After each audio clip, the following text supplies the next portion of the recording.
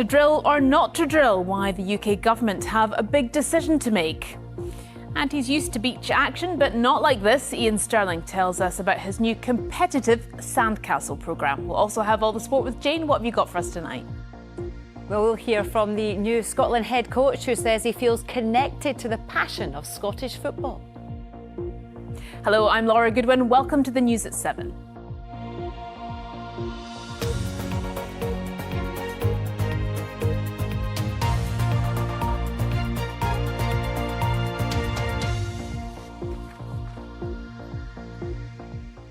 All that and more still to come, but first let's take a look at some of today's other stories.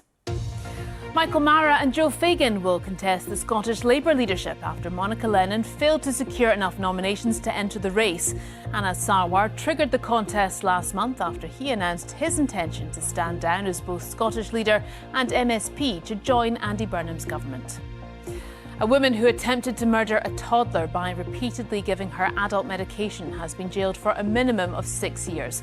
35-year-old Laura Doherty gave the girl antidepressant and pain-killing drugs, resulting in her needing to be resuscitated and placed on a ventilator. And the first case of the potentially fatal blue tongue virus in a cow has been confirmed in Scotland. The National Farmers Union Scotland say the animal tested positive on a farm in Dumfries and Galloway, the fourth farm to be affected. For more information on all those stories, you can scan the QR code on the screen now. It will take you to the BBC Scotland News app. Let's return to our top story now. They are frightening scenes. Gangs of men, some with their faces covered, taking to the streets of Scotland's biggest city. A new report by the BBC's disclosure team has followed police as they attempt to enforce a dispersal zone in the centre of Glasgow. At times that is challenging. Not only are the force confronting problems with disorder and drug dealing, but increasingly racial tensions that can escalate to violence. Here's a clip from the documentary. I had never been involved in a violent altercation, and then suddenly you're getting kind of battered. Kip Lawson was assaulted twice in the city centre within months.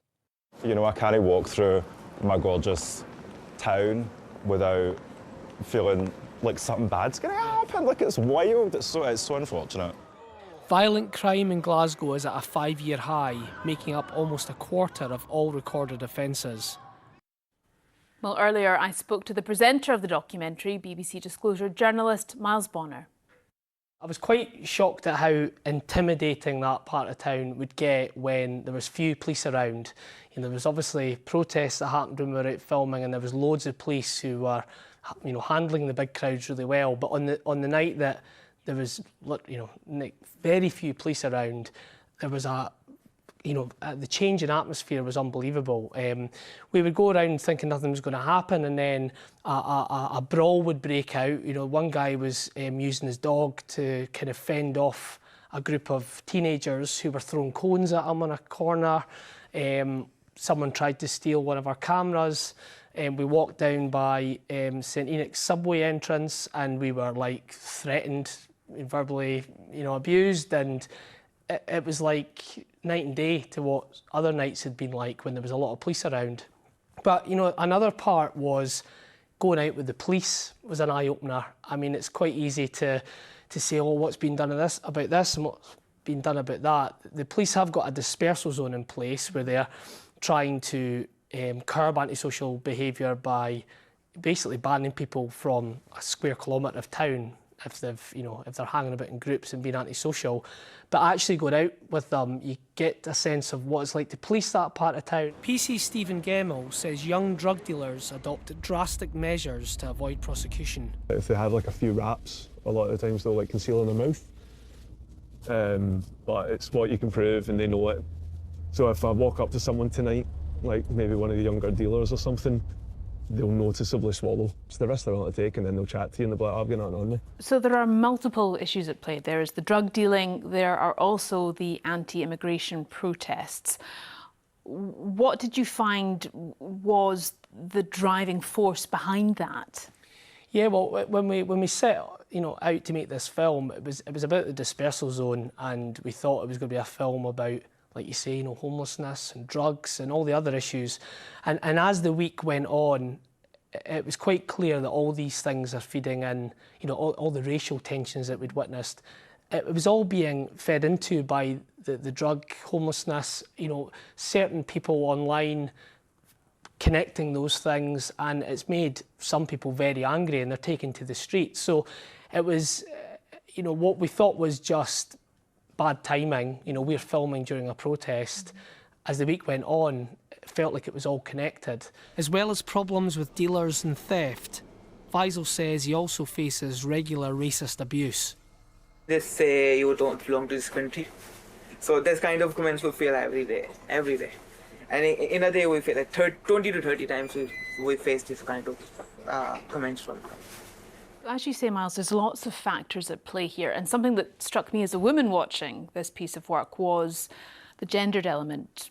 Some men feeling that they were out in the streets to protect women, but at the same time an atmosphere that looks like it would be extremely frightening for not just women, but actually many, many people. I wonder what you thought about that element, that this is largely driven by men.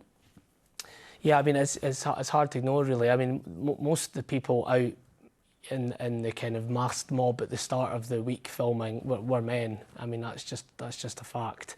I mean, why that's the case, I don't know if I've got an answer to that. But what I do know is that, you know, that people are recognising that. You know, one woman who what we're calling Zoe, she didn't want to be named, she was sexually harassed on a bus going through the city centre, and you know, even someone like that who's been through a traumatic experience, she kind of called out, you know, anyone that's using, you know, the safety of women and girls to go into the streets and be violent, basically. So it was interesting to hear, you know, someone who you could maybe imagine being very angry about the situation in town and maybe angry enough to start blaming people.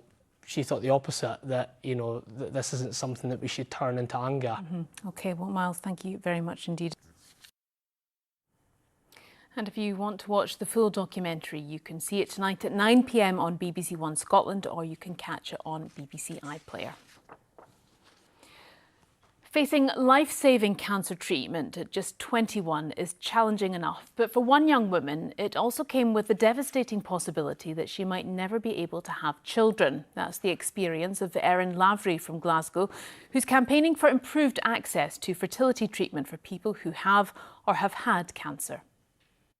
I originally was diagnosed in August 2024, and I had 6 months of chemotherapy and 1 month of radiotherapy, and then I went on to become cancer free in the May. So it was that full kind of time that I was undergoing treatment, and throughout that whole period I was constantly thinking about my fertility. I was very vocal with that with my consultants, and it was always something that they said, you know, we'll cross that bridge when it comes. And after a year from finishing treatment, that's when they can start to do investigations to see if your fertility's been affected. So when we got to that point, unfortunately they discovered that I had been in menopause and my fertility had been heavily affected from treatment. So with that appointment, they'd also told me that if I want to have kids of my own, my only option would be egg preservation, but that would not be funded on the NHS because of the cancer treatment that I had. So if you had had this, if you'd had your eggs frozen before the cancer treatment started, you would have got it funded by the NHS, but not afterwards, is that right? Yeah, so that's the bit that I think I struggle to understand with it all. So when I was first diagnosed, they said to me, in an ideal world, this is when we would preserve your eggs right here before the treatment. But because I was so sick, it wasn't an option. So it was said to me, but there was no option. They said, I'm really sorry, but we need to go on and do the treatment, and it's something we can look at later. So yeah, if I'd been able to get it at that point, then I wouldn't have had to pay for it myself. It would have been fully funded. I had such a long diagnosis process, so I was sick for around 1.5 years, but I was going consistently to my GP for a year before my diagnosis. So in the back of my head, I'm constantly thinking, if they'd diagnosed me when I first started going, I would have been able to get my eggs preserved. I wouldn't have been too sick to have them done at that point. I would have got it and it would have been funded. So now it feels a bit like a punishment that I now need to pay for it. And I was just starting to get my life back. Like, it took me so long to recover from the treatment. I've only recently gone back to work and I felt like I was seeing a little silver lining, and then it's just been ripped away from me to now be like, yeah, you need to do this, and if you're going to do it, it's going to cost you £8,000. Have you made an approach to politicians, the Scottish Government, MSPs? I got in contact with my MSP and she's helping me raise it with the NHS, and we'll see if maybe they would fund it, but also look into changing these rules. And learning, it goes far above just NHS, so it's actually government policy too that would need to change in order for this to change.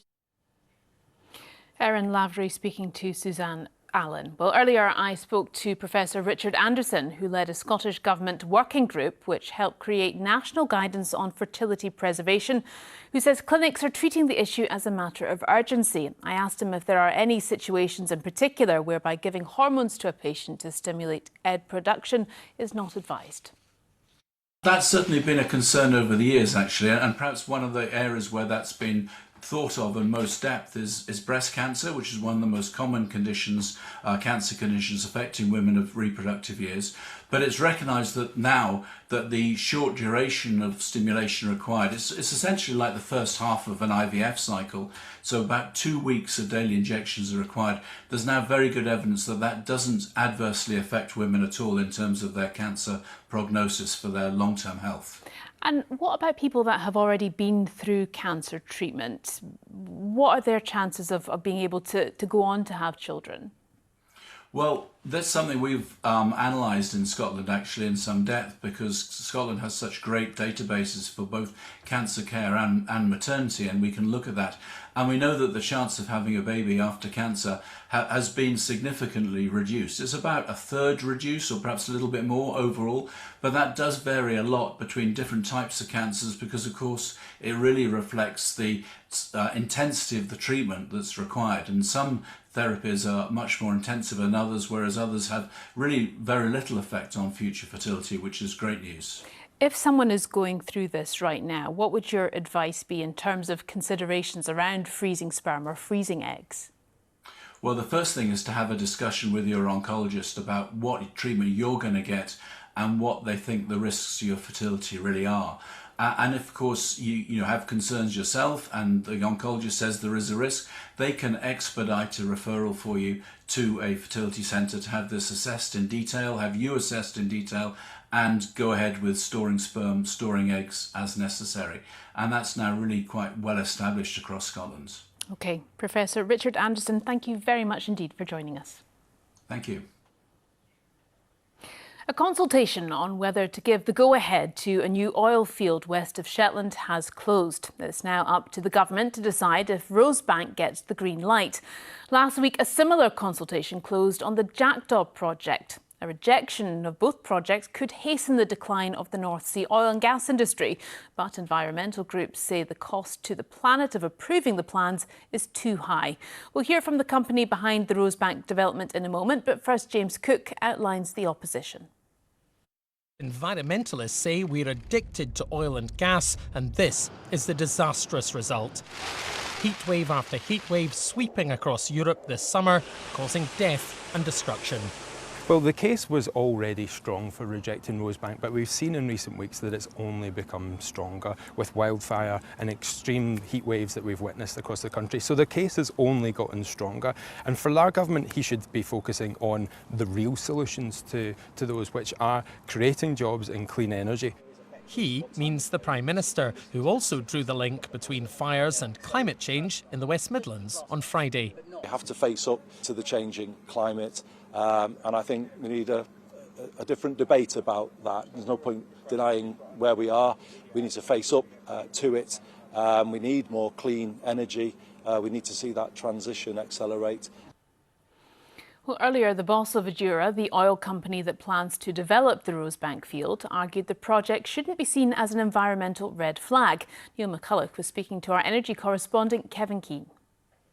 We would say that Rosebank and Jackdaw are important because of the climatic advantages they bring in terms of low carbon intensity production. It's 8 times better than imports from US and Australia, but the taxes paid here, people are employed here, and the economic benefits are profound. Up to just under £30 billion contributed to the UK economy, much of it here in the northeast of Scotland. For the energy transition for a city like Aberdeen that is built on oil and now energy, how important do you feel it is that this and these two projects are given the go-ahead so that that is a transition and not a cliff edge moment? It's vital for two reasons. One is to show that the UK is still open for business and to do good growth in every postcode, in this postcode, in terms of supporting that 75% of demand that's there, but also for the supply chain that are in the process of transitioning. Now, unfortunately, renewables isn't scaling fast enough, and at the moment we've got hydrocarbons declining too fast to satisfy our domestic demand. So for those two reasons, to build that bridge from the energy system of the past to the energy system of the future. Obviously a huge amount of opposition to it from various quarters, and the principal argument is that we shouldn't be producing oil and gas because if we produce it, we'll use it, and we should be using alternatives like renewables at a much faster rate. By hoping to go ahead with this project, are you delaying the shift to renewables? Well, look, 85% of cars on the road are still internal combustion engine vehicles, and still there are millions of houses, I think it's 80% of houses still have a gas boiler in them. We're only installing about 100 heat pumps per day across the nation, and even if that was 10 times that, 1,000, it's still going to take decades for us to move across. So we're going to have a demand for hydrocarbons for quite some time. The Climate Change Committee say we will need between 13 and 15 billion barrels of oil between now and 2026 and net zero. The UK can supply up to half of that, and it can do it to the best possible environmental performance standards, and I think that's the opportunity that we have, and that will help the supply chain transfer, and as the Prime Minister said, it can accelerate the energy transition. Well, still to come, we have weather with Joy, and we hear about Ian Sterling's latest beach-based TV show. But first, it's sport with Jane. Thank you. Good evening to you. Well, here is the new leader the Tartan Army will be following. Sebastian Pocanoli is the new head coach of the Scotland's men's side, taking over from Steve Clarke. And the Belgian is the first foreign coach since Bertie Vogts. Now, it's fair to say he's not a household name. So let's find out a bit more about him, shall we? He is 39 years old and he played at left back for clubs in Belgium, the Netherlands and the English Premiership. He won 13 caps for Belgium during the so-called golden generation of the Red Devils, and after retiring he went on to manage the national side's under-18s before returning to his former club Union Saint-Gauloise, taking them to their first league title in 90 years. Well, a move to French side Monaco didn't quite work out. He was sacked after just 8 months in charge. So what can fans expect from Pocanoli's Scotland? Just to bring some dynamic moment on the pitch. Front foot defending, front foot attacking, and just play with a big heart, run more than the opponent, and create chance and give some good vibes and energy in the stadium. Everybody who will be selected or on the pitch have to be just play with big integrity for the country, but also for the staff and the supporters. And yeah, from that I think we can build a style of play, we can build some tactic idea, but I think the mentality and the desire to represent the country is the most important. I'm maybe one of the youngest managers for the job, but I was also one of the youngest managers in Belgium. Everybody was surprised, and at the end it was a happy end, and then I continued the journey in Monaco, and today I'm here. Well, the SFA have said they were attracted by the Belgian style of play. So earlier, I asked Scott Coyne from the Belgian Football Podcast what that style looks like. Well, he's a very adaptive coach. He's a very modern and exciting coach. So unlike under Steve Clarke, where I think the criticism for a long time was a lot to do with tactical inflexibility and not offering enough in offensive areas of the pitch. These are areas that Sebastian Pocanoli is actually very strong in. So Scotland fans should expect a highly organised side, a more physically fit side. I think the players are going to see and feel the difference more than anybody else. He also says part of his remit is to develop younger players. Is that also something he's renowned for? Yeah, he's got good experience in youth development. He's worked with the Belgian under-18s as their senior coach for a year. He's also been at Genks Academy developing their youngsters, and that's one of the best academies in Belgium. Likewise, when he first started his coaching career, he was working at Union Saint-Gilloise, who he played for, as well as managed and won that extraordinary Belgian title, the first of Union Saint-Gilloise in 90 years as well. So, yeah, he's got a real track record in bringing through young players. And one of the things that interests him as a coach is individual improvement. You know, if you can improve players individually, then, you know, you're able to instill a new kind of collective ethic and culture much more easily. So that's another key reason behind the appointment. Do you know much about him in terms of his manner in the dressing room, for example? Is he a shouter? Is he a baller? Is he quite calm? He's generally quite calm, but, you know, he can wear his heart on his sleeve. He's quite a quiet individual most of the time. Doesn't particularly enjoy media work. But I think the players are going to find a kind of confident and assured coach. They're starting a new cycle now, so this is an opportunity for players who've not been part of the conversation for a long time to get another opportunity. And I would expect in the medium term the Scotland squad to become younger as well. He doesn't really have time on his side, of course, so you can't make too many changes too quickly. But I think there's going to be more change than many expect, and the very appointment in itself signals that. He's obviously been speaking to the media today and saying that the passion of Scottish fans for their football is another reason that drew him to this job. Does that surprise you? No, not at all. He was talking about, you know, seeing the Tartan Army at the World Cup recently and being, you know, incredibly impressed by that. Of course, he's played against Scotland as well. At Hampden for Belgium under Mark Wilmots, who was Belgium coach then when Gordon Strachan was in the Scotland dugout. So he's seen it firsthand, and I think he feels that he can help take Scotland to the next level. We know that there's this summit coming shortly where all the clubs are going to sit down with the SFA to look at the bigger picture, what needs to change, who can do what and when. The first part is this appointment. It's the supportive infrastructure elements behind that are going to have the long-term impact.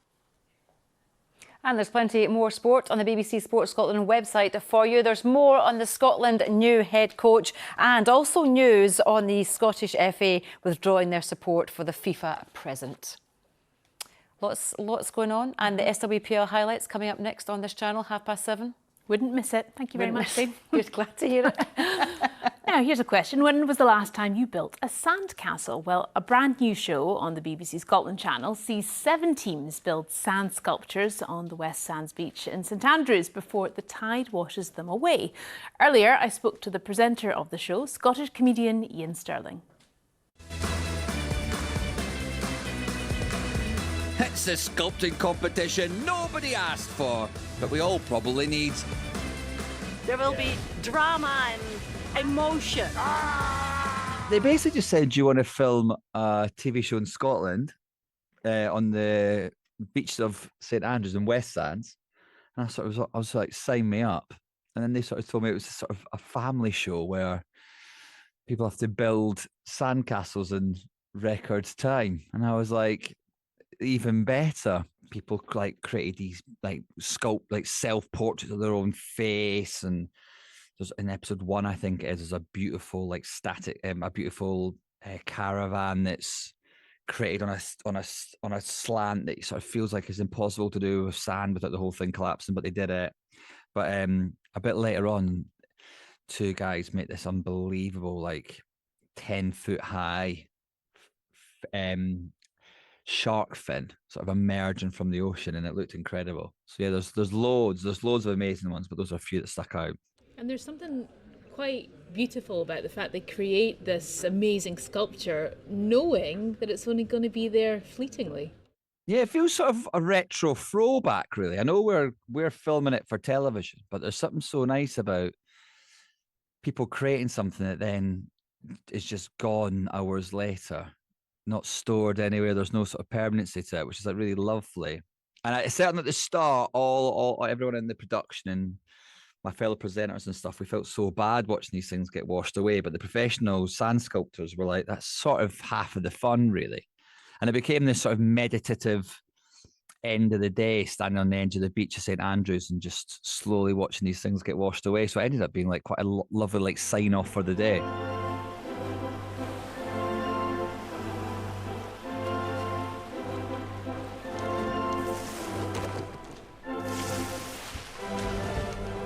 You are a dad now. I wonder how much Yeah. this is up the stakes for the beach trips for you and your wee one.